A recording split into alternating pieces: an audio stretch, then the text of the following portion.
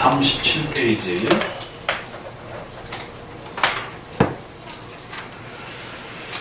교회의 공적 질서와 교회, 유형교회, 그러니까 조직교회를 칼빈이 얼마나 중요하게 소개하고, 비록 카톨릭에 있어서 조직교회가 부패한 모습이 있었지만 그럼에도 불구하고 또 성경적으로 바르게 개혁만 되면 교회는 어머니와 같은 역할을 한다라고 하는 아주 중요한 또 내용들을 펼쳐갑니다. 그래서 성도들이 교회적 질서를 외면하고 자꾸만 이렇게 독단적으로 신앙생활을 하려고 하는 또 이런 부분에 대해서도 많이 또 바로잡아주고요. 카페에 좀 정기적으로 부지런히 좀 이렇게 참여하셔서 추석 체크도 좀 하시고, 거기에 올려져 있는 목사님 칼럼이라든가 또 기독교 정보와 관련해서 여러분들이 다 리서치를 할 수는 없으니까 목사님이 이렇게 올려주는 거는 최소한 그 정도 사건들을 좀 상식적으로 좀 알고 계셔야 돼요. 요즘에 윤리와 관련해서 동성애 문제라든가 또 교계에서 어떤 일이 벌어지고 있는지 다 할 필요는 없지만 최소한 우리 성도들이 상식적으로 알아야 우리 한국교회가 지금 어디로 흘러가고 있는지에 대해서 관심을 갖고 또 그게 기도 제목이 되니까 그런 부분들에 대해서 성도들의 이런 세계관과 또 나름대로의 어떤 식견들을 갖출 수 있도록 올려주는 것들은 좀 부지런히 읽고 좀 보셔야 됩니다. 최근에 또 엊그제 목사님이 교회를 사랑하라 라고 하는 칼럼으로 좀 올려놨어요. 그래서 한번 잘 보세요. 최근에 한국교회 풍토가 무교회주의로 가고 있다라고 하는 거, 무형교회 중심주의로 가고 있다라는 거, 그게 가나안 성도라고 하는 독특한 이러한 내용들이 나오고, 가정교회가 지금 한국교회 안에 폭발적으로 지금 일어나고 있다라고 하는, 셀교회, 멘토링 이런 것들이 이제 유행되다가 지금은 최근에 이제 가정교회 형태로 이렇게 소그룹 중심의 평신도 지도자를 세워서 소그룹 공동체 형태의 그런 교회의 조직교회를 필요로 하지 않는 소그룹 공동체의 이런 신앙 나눔 단체들이 폭발적으로 늘어나는 이제 이런 형식들이 지금 한국교회에 엄청난 위기가 됩니다. 그러니까 이제 우리는 큰 두 가지, 세 가지 정도의 위기에 직면해 있어요. 하나는 사회적으로는 뭐 4차 혁명이라고 하지만 이제 그 AI가 어디까지 발전할 수 있을 것인지에 대해서 우리가 산업혁명을 통해 가지고 사람이 말을 타고 다니다가 갑자기 차를 타고 다니는, 하늘을 나는 거예요. 이건 수천 년 동안 인간이 경험해보지 못한 문명의 새로운 어떤 변화 앞에서 서게 된 거죠. 그런 것처럼 우리가 인공지능이라고 하는 이제 이 시대 앞에 서면서 정말 우리가 단 한 번도 경험해보지 못한 이제 또 그런 어떤 이 사회적 충격 앞에 놓이게 됩니다. 그런 시대를 여러분이 살아가게 돼 있어요. 이제 조만간에 닥칠 겁니다. 윤리적으로는 동성애라고 하는 이 전 세계적으로 동성애를 이렇게까지 포용한 역사가 없었어요. 그러니까 불교건, 유교건, 기독교건 간에 동성애에 대한 강력한 저항들이 있었기 때문에 최소한 그 사회 조직을, 가정을 유지하기 위해서 동성애는 인정하지 않았어요. 그러니까 중동이 일부 다처를 인정을 했어도 동성애는 인정을 안 했다는 거죠. 그런데 전 세계적으로 이제는 모든 국가들이 선진국가라고 하는 이름으로 동성애를 적극적으로 펼쳐가는, 그럼 이런 윤리적 틀에서 우리의 가정과 사회는 어떤 패턴을 누리게 될 것인가.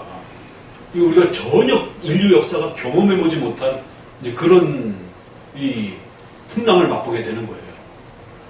이미 벌써 사회 전체를 그리로 턴을 했습니다. 이거 막을 수가 없어요.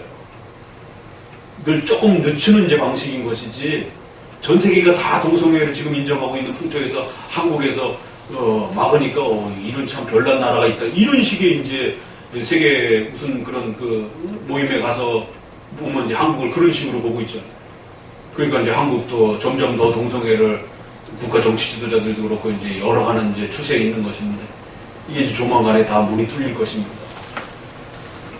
그럼 이제 우리가 한 번도 경험해보지 못한 가족 간의 구성체, 뭐 이런 부분들이 어떻게 이거를 우리가 받아들이고 수용하고 그런 세계 속에서 어떻게 우리가 살아가야 될 것인가에 대한 이런 직면, 또 하나는 교회에 대한 거지. 그러니까 교회론이라고 하는 그래서 이제 목사님이 2013년 WCC 때 그 WCC 주장이 예수 그리스도 외에도 구원이 많이 있다. 이 주장 하나하고 꼭 교회만이 구원의 그러한 양육수단이 아니다. 그러니까 타 종교에도 구원이 있다라고 하니까 교회에 올 필요가 없는 거예요. 그 얘기는 거꾸로 교회를 필요로 없다고 얘기를 하는 거예요. 그때 이미 벌써 신학자들은 다 내다봤습니다. 앞으로 조만간 짧으면 5년, 길으면 10년 안에 한국교회가 엄청난 쇠락의 길을 걸을 거다. 왜? 아니 종교 지도자들이 교회 오지 말라고 하는데 교회 없어도 구원의 길이 얼마든지 다양하게 우리 주변에 있다고 하는데 교회가 남아나겠어요? 이거 이제 그런 풍토로 방향이 지금 거대하게 흘러가는 거예요. 그러니까 교회론이 이제 앞으로 21세기, 22세기는 가장 큰 위기를 겪게 될 겁니다. 그래서 우리 성도들이 그럴 때일수록 이런 교회론을 잘 배워가는 게 굉장히 중요합니다. 자, 23장 모든 신자는 자기의 죄가 용서되기를 구해야 한다. 신자의 공동체 내에서 죄를 용서한 신자들. 요게 주기도문에서 보았던 그 내용입니다.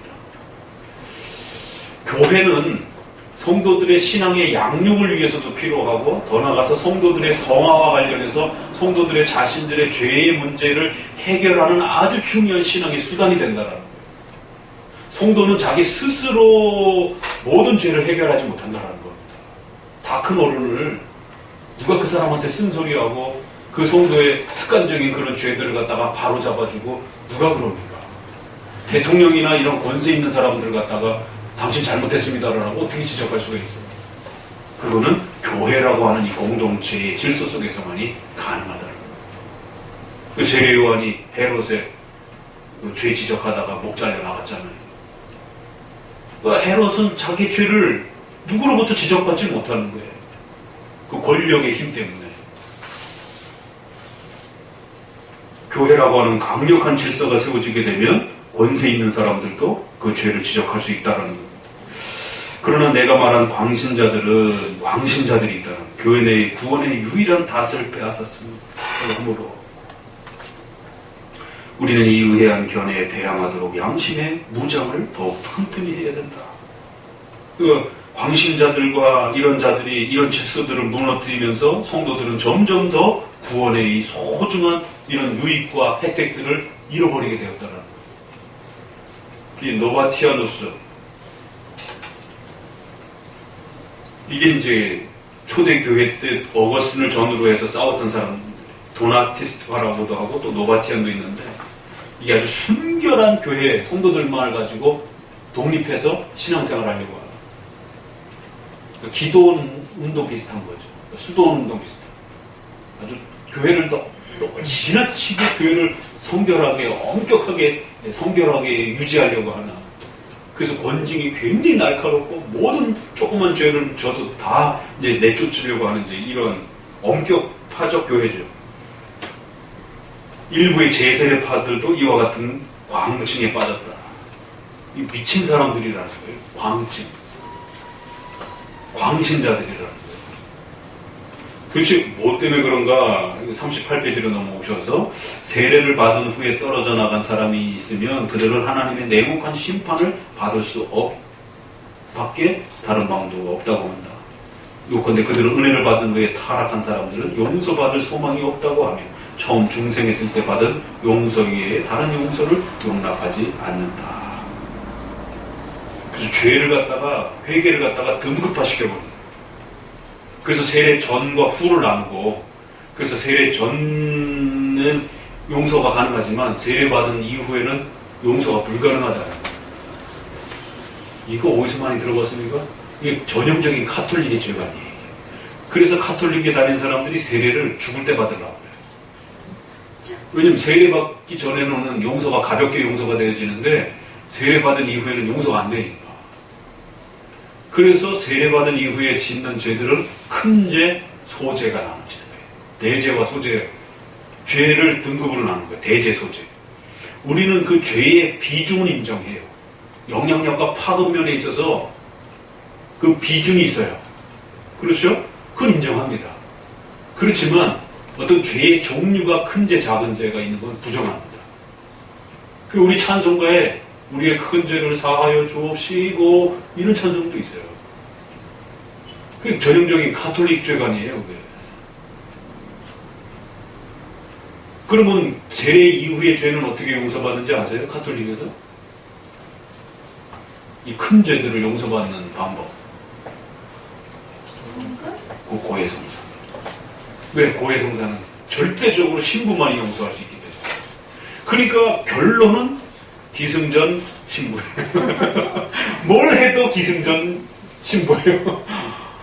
또 하나가 있어요. 고해성사 말고 또 하나 있어요. 그거 아니에요?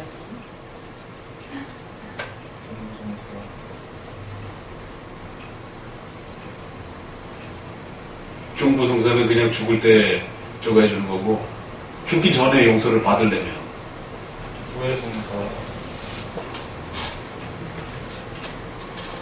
고해성사도 한 부분이고 또 하나가 있어.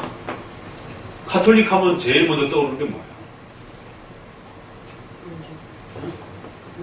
응?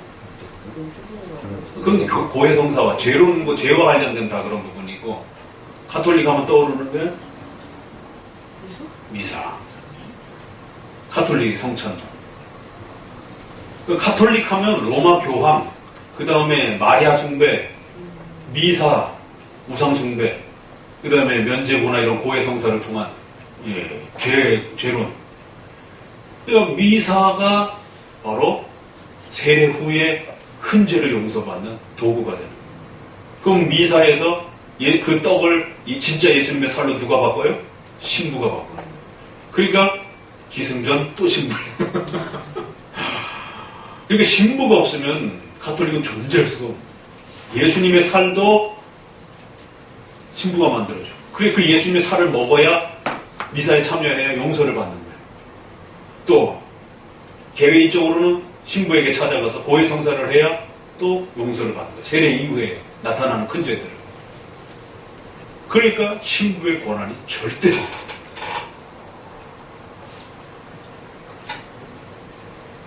근데 여기에서는 광신자들도 역시 그런 식으로 해가지고 요 패턴을 살짝 바꿔가지고 결국 순복음교회가 어떻게 써먹었어요?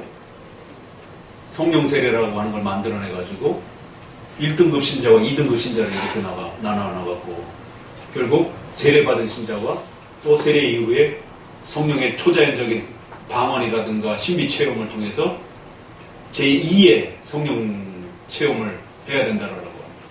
그러니까 세례 전과 세례 후를 나누는 거지. 그래서 세례 후에 더 큰 뭐가 다른 어떤 부분들을 얻어야 되는 것처럼. 그러니까 이런 패턴은 잘만 기억해 두게 되면 이런 패턴을 사용하는 모든 이단들을 우리가 찾아낼 수가 있는 겁니다. 다 변형들이기 때문에.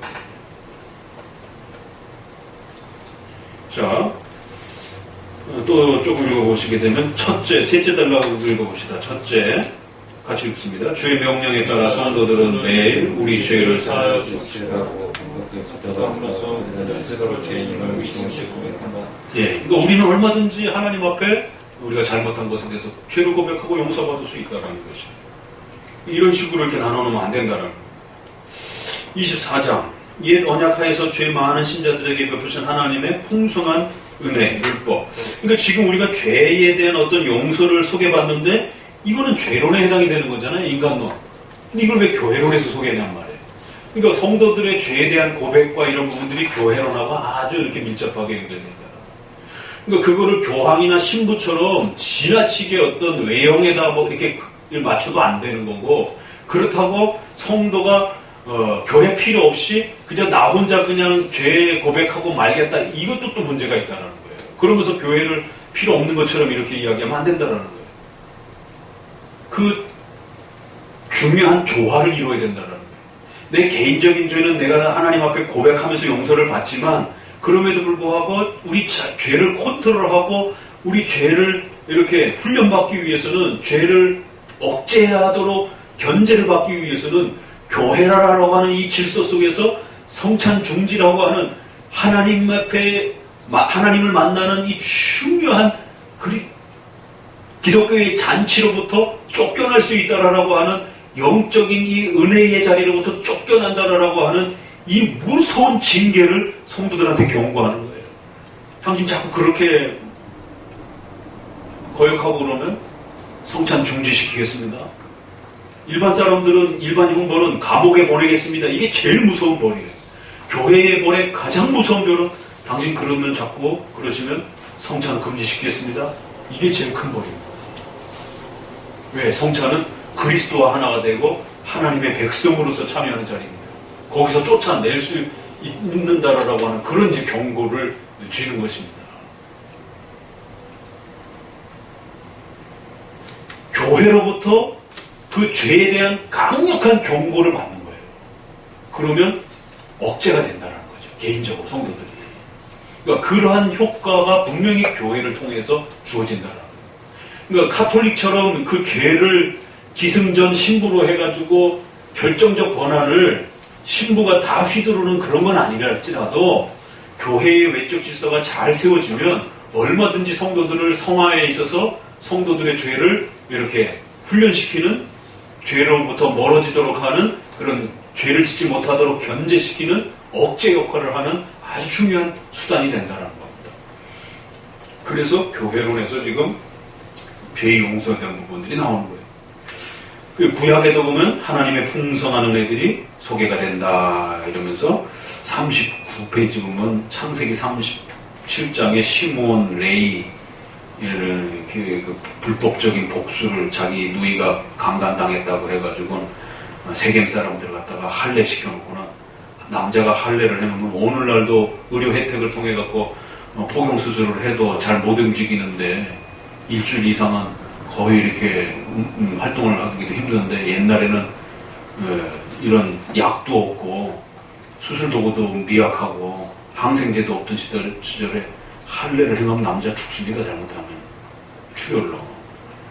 그 세겜 사람들한테 그렇게 할례를 다 시켜놓고 남자들이 꼼짝을 못하니까 가갖고 시므온 레이가 자기 부하들 데리고 종들 데리고 가고 세겜 사람들 갖다 완전히 그냥 다 살육을 해버렸어요. 그 이스라엘 12지파의 죄들이 막 커요. 루벤은 자기 아버지의 그 엄마, 저기 첩들이 있었잖아요. 야곱의 첩들이. 그 첩하고 음행을 저질렀고, 유다는 음행을 즐기고자 자기 며느리와 동창을 했고. 그러니까 이스라엘의 12지파를 보게 되면 죄들이 굉장히 심각한 죄들이 많습니다. 다윗도 밧세바를 범하기도 하고, 이러한 많은 모습들이 교회라고 하는 가족 공동체의 질서 속에서 또 역시 용서되어지는 거예요. 25페이지 보면은 옛 언약하에서 죄 많은 신자들에게 베푸신 하나님의 풍성한, 또 예언서에도 또 많이 등장을 하고, 예레미야, 이사야 이런 데 보게 되면 40페이지 보시면 3장 12절에 배역한 이스라엘아 돌아오라, 돌아오면 용서하겠다라고 하는 이러한 약속들. 그 다음에 26번 새언약하에 죄 많은 신자들에게 베푸시는 하나님의 풍성한 은혜. 그리스도 아래서도 또 소개가 되는 거예요. 고린도 교회 얼마나 분쟁하고 싸웠습니까? 그런데도 고린도 교회라고 또 용서를, 기회를 주는 거예요. 갈라디아 교회 은혜로 구원받은 걸 할례로 또 행위로 옮기려고 하고, 천사가 만약에 와서라도 다르게 만약에 증거하면 너희 저주를 받을지어다라고 엄청나게 책망합니다. 난리가 났어요. 갈라디아 교회가 엉망이 돼가지고. 그런데도 또 그 갈라디아 교회를 용서하고, 베드로도 그렇고. 27번 타락한 교회들에 대한 하나님의 풍성한 은혜. 그래서 온 교회가 가장 가증스러운 죄에 빠지는 경우가 있었을 때 바울이 그 지도자들을 저주하지 않고 온유하게 그들을 죄에서 풀어주었다는 사실을 어떻게 생각하는가? 갈라디아 고린도 교회죠. 결국 성도들의 죄 문제와 교회는 뗄래야 뗄 수 없이 서로 이렇게 연결되어 있다는 거예요. 맨 아래줄 한번 읽어보세요. 다름 아닌 사도신경의 순서에 의해서 우리는 그리스도의 교회 안에 죄에 대한 은혜가 계속 존재한다는 것을 배운다. 교회가 설립되면 죄의 용서도 첨가되기 때문이다. 사도행전에 교회론 부분 고백해보세요. 거룩한 공교회와 성도가 서로 거듭하는 것과 죄를 사하여 주시는 것과, 그래서 이제 제가 기초 교리를 잘 배웠는지를 신학교에서도 제가 제일 먼저 테스트할 때, 아니, 왜 교회론 뒤에 우리의 신앙의 요약이라고 하는 사도신조에 죄를 사해주는 것과 라고 하는, 이거는 죄 용서에 대한 부분은 인간론, 죄론에 해당이 되는 성경론, 그 다음에 서신, 인기 이렇게 나가니까 성경론, 신론, 그 다음에 인간론. 신론 다음에 나오는 게 인간론이에요. 보통 순서적으로. 근데 왜 교회론의 뒤에서 취급하느냐? 교회론과 죄 용서하는 것을 묶어놨어요.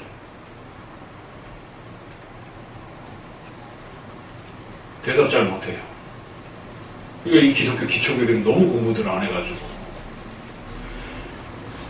거룩한 공교회와 성도가 서로 교통한, 이건 교회론의 두 정의라고 그랬잖아요. 그 교회론 다음에 죄를 사하여 주시는 것과, 이거는 이신칭의와 관련된 죄론보다는 성화와 관련된 좀 더 가까운 얘기입니다. 그래서 교회를 통해서 성도들이 끊임없이 죄에 대해서 트레이닝을 받으면서 점점 더 성도들이 그 죄에 멀어져가는, 교회가 성도들의 죄를 또 막아주고 또 훈련시켜주는 이런 교회의 성도들의 죄에 대한 억제 기능으로서의 바로 그러한 교회의 필요성을 같이 묶어준 겁니다. 성화적 그 훈련을 말해주는 것이에요.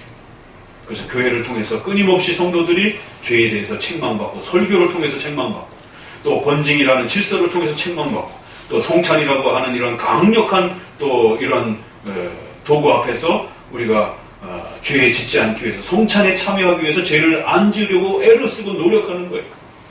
죄를 지어서 잘못하게 되면 성찬에 못 참석하게 돼요. 예전에 제가 저쪽 성남 저쪽에 있을 때 두 부부가 너무 싸우는 거예요. 하나편이 여자애를 그렇게 때려요. 젊은 애인데. 근데 남자애는 굉장히 얌전해요. 그래서 결혼 잘 하셔야 돼요.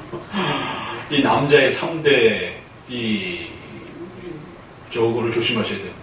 폭력, 중독, 바람. 우리 자매님들 밑줄 쫙 치고 기록해놓으세요. 기억해둬요. 알았어요? 첫 번째는 신앙이 있는가 없는가. 그 웨스트민스터에서 그렇게 둘로 나눕니다. 신앙이 있는가 없는가. 주 안에서 결혼하라. 그 다음에 삶의 행동이 형격하게 악한 자들하고는 하지 말아라. 이렇게 됐어요. 삶의 형격하게 악한 게 세 개로 나눠지는 거예요. 폭력적, 습관이 있는 사람, 뭔가의 중독에 빠져 있는 사람, 술 중독, 게임 중독, 뭔가의 중독, 남자가 중독에 빠지면요, 가정도 돌보질 않아요. 바둑 중독, 낚시 중독부터 시작해서 그냥 취미를 넘어서서 이 중독에 빠지는 그런 취미들이 있어요. 남자들은 승부욕이 있어가지고 이게 지나치면 중독에 빠져듭니다. 게임 중독도 그렇고. 애가 옆에서 칭얼대고 분유 달라고 울고 있는데 엄마가 잠깐 애 좀 봐달라고 했는데 애 굶고 있는데도 게임하고 있는 거예요. 그게 안 들리는 거예요, 남자들. 중독에 빠지게 돼요. 술 중독도 그렇고, 마약 중독. 그 다음 마지막 바람. 이 바람이 습관처럼 들어, 이 성적인 이거에 약한 사람들은 습관적으로 끊임없이 이게 노출이 되는 것이. 근데 결혼 전에 그걸 알 수가 있나요? 그러니까 모르는 사람하고 덥석 결혼하는 건요, 이거 도박하는 거예요. 특별히 여성들 입장에서. 연약한 여성들의 입장에서는 그 힘을 가진 그런 남자가 어떤 행동을 그 여성에게 행할지를 모르는 상태에서 모르는 사람하고 이렇게 덥석 결혼하는 거는 그가 술을 좋아하는 사람인지 어떤 중독에 빠져 있는지 바람기가 있는지 어떻게 합니까? 그래서 교회 안에서 찾는 게 제일 안전한 겁니다. 왜? 그래도 오래 겪어보고 만나보고 교제하고 그 교회 안에서 생활하면서 그 품성을 보잖아요, 옆에서. 그러나 이렇게 바깥에서 만나게 되면 가리고 만난단 말이에요, 서로가. 서로의 단점을 다 가리고 만나기 때문에 모르는 거예요. 그러나 교회에서는 처음부터 연인 관계를 만나진 않기 때문에 교회에서는 그의 성품이 그냥 다 서로 노출이 되는 거예요. 수련회라든가 이런 데 가서 같이 밤을 새보고 밥을 먹고 이래 보면 저 사람 습관이 어떤지 이런 것들도 다 노출이 되고 이러면서 교회 안에서 찾는 게 제일 안전합니다. 이거는 정말 농담이 아닌 거예요. 그런 부분에서 이러한 부분들을 또 잘 유념하셔야 됩니다. 우리 여성분들은. 근데 이 얘기가 왜 나온 거야? 결혼 얘기가. 응? 사도신조의 그 교회론과 재론 얘기하다가 너무 멀리 나갔네. 자, 다시 돌아와서 28장 무의식적인 죄만 용서를 받는가. 그래서 지나치게 이 죄의 개념을 자꾸 이렇게 등급화시켜가지고 또 어떤 또 이 파에서는 무지의 죄와 고의적 죄를 또 이렇게 나눠놔가지고 또 뭔가를 또 이렇게 사람들에게 달리 또 이렇게 취급하려고 하는 이제 이런 부분도 있었고, 29장에다 보니까 고대 교회에 있었던 첫 번째 회개, 두 번째 회개 이런 시도들이 남용이 돼가지고는 오해돼가지고 마치 두 번에 걸친 어떤 그런 계급별, 등급별 이런 어떤 또 회개가 있는 것처럼 나눠가지고 또 이렇게 하고 그랬는데, 이제 칼빈은 그걸 변호하면서 초대교회 때 약간 그런 표현이 있었지만 그거는 이 엄격파들처럼 그렇게 행동한 건 아니고, 엄히 징계함으로 인해서 다른 사람들이 죄를 경솔히 짓지 못하게 경고를 주려고 그런 차원에서 이렇게 약간 그런 그 죄의 어떤 그 구별성을 이렇게 둔 것이지, 그러나 우리는 유일한 지도 법칙인 주의 말씀은 더욱 온화한 태도를 명령하신다. 권징 시행이 지나치게 엄격해서 권징의 중심 대상인 사람이 슬픔에 압도되어서는 안 된다고 가르친다. 그래서 이제 뒷부분은 마무리를 하면서 결국 교회적 질서가 성도들의 개개인의 이러한 죄의 용서와 이런 부분들을 어떻게 도와줄 수 있는지, 그걸 잘못 사용하게 되면 카톨릭처럼 기승전 신부로 그렇게 그 죄의 권세를, 용서의 권세를 신부가 독차지할 수도 있고요. 또 반대로 무교회주의로 가게 되면 교회적인 이런 외적인 억제 장치를 갖다가 다 무시해버리고 그냥 자기 혼자 그냥 독서하면서 그냥 혼자서 집에서 신앙생활 하겠다라고 하는, 그렇게 되면 성도가 자신의 죄의 억제 장치를 잃어버려서 자기 죄가 안 고쳐집니다. 아무도 그 사람한테 뭐라고 징계할 수가 없는 거예요. 그 남자의 이런 세 가지 나쁜 습관 같은 거 이런 것들도 그래서 이제 그 교회와 관련해서 그 청년을 목사님이 불러가지고 몇 번 야단쳤어요. 또 그러면 안 된다. 주일날 왔는데 자매가 여기 눈이 버렇게 멍들어가지고 온 거야. 빤하잖아. 자매 불러가지고 또 때려서 했더니 그렇다라고. 그러니까 이게 대화를 하다가 대화가 안 통하면 주먹부터 나오는 거야, 이게. 평상시에는 그렇게 착한데 이제 그런 어떤 폭력적 습관이 있어가지고, 그래서 그 형제를 불러다가 너 계속 이러면 너 저기 수찬정지 시킨다. 그게 이제 벌이 되는 거예요. 그래갖고 몇 번 수찬정지를 시켰어요. 그런데도 못 고치는 거죠. 잘 안 고치는 거죠. 그래갖고 수찬정지를 한 번 시키고 또 두 번 시키기도 하고 세 번 시키기도 하고. 그렇게 해서라도 겨우 고쳐나가려고 교회적 질서를 통해서 네가 아내에게 폭력을 행사하는 게 얼마나 무서운 것인지에 대해서 목사님의 설교를 통해서 또 교회적인 이런 질서를 통해서 창피를 주고 또 그 죄가 얼마나 무거운 것인지에 대해서 그의 양심에 깨우쳐주고 또 이렇게 여러 수단들을 동원해서라도 겨우 이렇게 고치려고 애를 쓰는 것이, 그게 자기 집에서 혼자서 그게 고쳐질까요? 안 고쳐집니다. 그런 중독이라든가 그런 나쁜 습관들이. 그렇기 때문에 이런 또 교회적 질서들이 건전하게 세워지게 되면 강력한 그런 권징과 책망과 훈계를 통해서 또 성도들의 그런 나쁜 습관과 이런 부분들을 이렇게 또 바로 잡아주면서 또 고쳐나갈 수가 있다는 것이죠. 그러니까 이제 부부들이 뭐 아버지 학교 뭐 이래가지고는 가서 발 씻겨주고 뭐 서로 편지 써주고 뭐 울면서 또 막 이렇게 서로 안아주고 뭐. 왜냐면 이 부부 관계가 현대 사회 속에 너무 많이 망가져 있어가지고 한국 남자들은요 대화를 잘 못합니다. 이게 유교의 가부장적인 그 문화 속에 자라가지고 우리 자매들은 한국 남자들 좀 특성을 잘 이해하셔야 됩니다. 그래서 개혁파 신앙을 가진 이런 남자들이 그나마 정말 가장으로서 남자다움의 이런 부분을 배울 수 있는 자리가 있는 겁니다. 왜냐하면 한국 남자들은 습관적으로 어려서부터 폭력에 노출되어 있고 군대 문화에 90% 노출되어 있기 때문에 상명하복과 폭력 문화에 그대로 노출되어 있고 또 음주 가무와 관련해서 술 문화에 90% 이상 다 노출이 되어 있어요. 왜 그거 하면 군대라든가 이런 사회 문화가 적응을 할 수가 없는 거예요. 우리 문화 자체가. 그래서 이런 강력한 부분들을 개혁파 신앙을, 장로교 신앙을 하는 이런 이제 우리의 가르침에 있어서는 십계명을 배울 때 남자들에게 그렇게 하면 안 된다라고 주의를 주고, 그런 나쁜 유교 문화 속에서 물들어 있던 부분들에 대해서 오랜 동안 물들어 있지만 그걸 고치려고 장로교는 계속 설교를 통해서 훈계하는 거예요. 그러면 그 말씀들을 듣다가 남자들이 이제 깨우쳐지고 눈을 뜨고 바뀌어지게 되면 그나마 이제 고쳐지는 거지, 일반적인 남자들은요, 겉으로는 이렇게 착해 보이지만 그렇지 않습니다. 한국 여성들은 한국 남자의 특성을 좀 이해하실 필요가 있어요. 그래서 요즘에 데이트 폭력이 굉장히 큰 사회 문제로 등장을 하잖아요. 그 쉽게 해결이 안 되고, 그 남자가 그런 성품이 있었는지 여성들은 잘 모르는 거죠. 근데 우리 한국 남성들에게 그 약점이면서 우리 한국 문화가 가지고 있는 최대의 아킬레스건이에요. 서양 남자애들은 그렇지 않아요. 그러니까 이렇게 대화하는 것도 자연스럽고, 왜냐면 어려서부터 늘 토론을 하니까. 근데 우리는 어디 밥상머리에 이런 문화가 강하다 보니까 남자가 아내하고 대화를 하다가 뭐가 이렇게 막히면 주먹이 올라오는 거예요. 욱해가지고. 이 토론을 해본 적이 없어가지고. 그러니까 남자가 가진 무기는 힘밖에 없으니까. 술을 안 챘을 때는 그나마 안 때리는데, 이제 술 채면 절제력을 잃어버리니까 더더욱 손부터 확 올라오는 거예요. 이건 크리스찬이고 뭐고 상관없습니다. 다 그래요. 남자를 폄하하는 게 아니라 우리 한국의 아킬레스건이에요.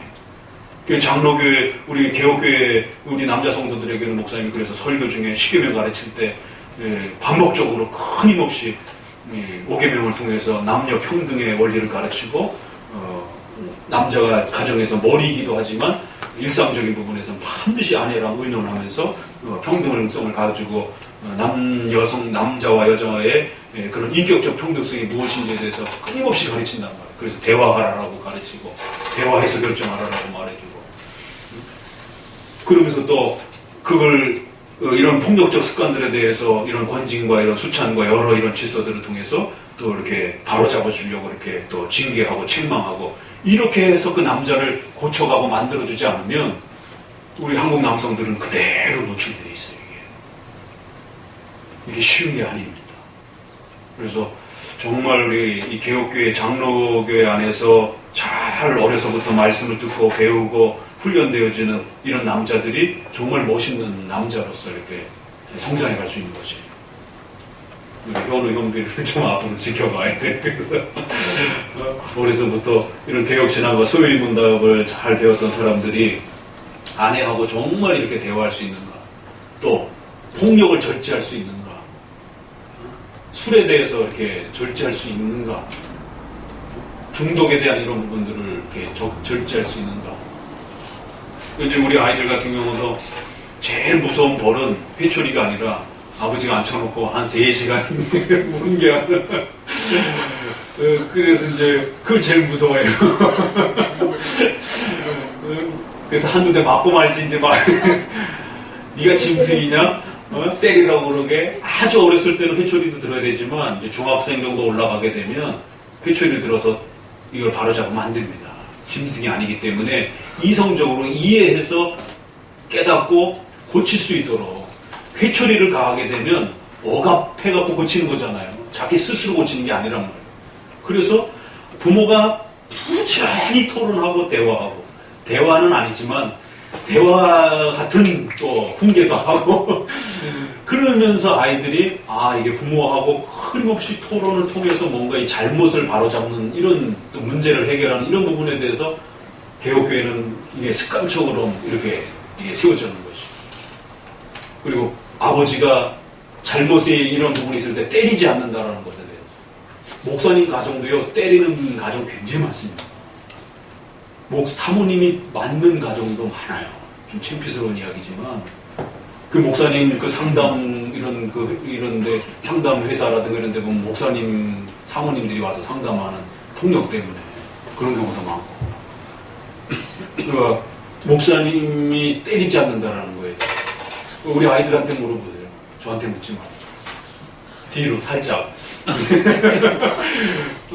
그거는 이제 하나의 모델이 되는 것이니까, 정말 개혁교회의 남자가 어떻게 살아가는 것인지에 대해서 왜 아이들이 오랜 세월 동안 경험한 거니까.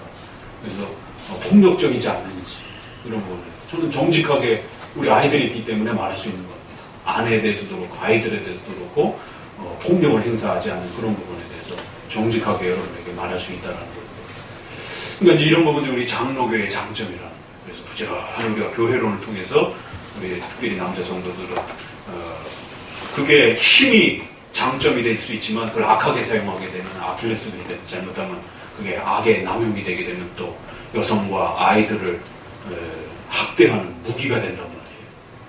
그래서 그런 부분에 대해서 교회를 통해서 훈련받지 못하면 그건 개인적으로 이 한국 문화 속에서 쉽게 오랜 세월 동안 습관화되어 있는 이 부분을 고치기가 참으로 쉽지 않은 겁니다. 그 얘기 하려고 하다가 아까 거기까지 갔는데 오늘 1장 이제 마무리하면서 우리가 1장 끝냈어요. 그래서 유형교회적 질서가 우리 성도들에게 얼마나 소중한가. 그래서 교회가 정상적으로 잘만 그 질서를 따라서 성경적으로 서 있으면 우리 성도들에게 엄청난 복이 된다는 거죠.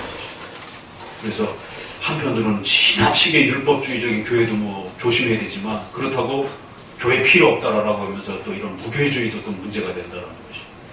그 중간쯤에 성경적인 그런 교회 질서를 잘 회복해서 우리 성도들에게 건강한 신앙생활을 도울 수 있는 그런 교회적 질서와 룰이 잘 지켜지고 우리 한마음교회가 또 그렇게 세워져 갈 수 있도록 또 부지런히 기도해 주시기 바랍니다. 기도합니다.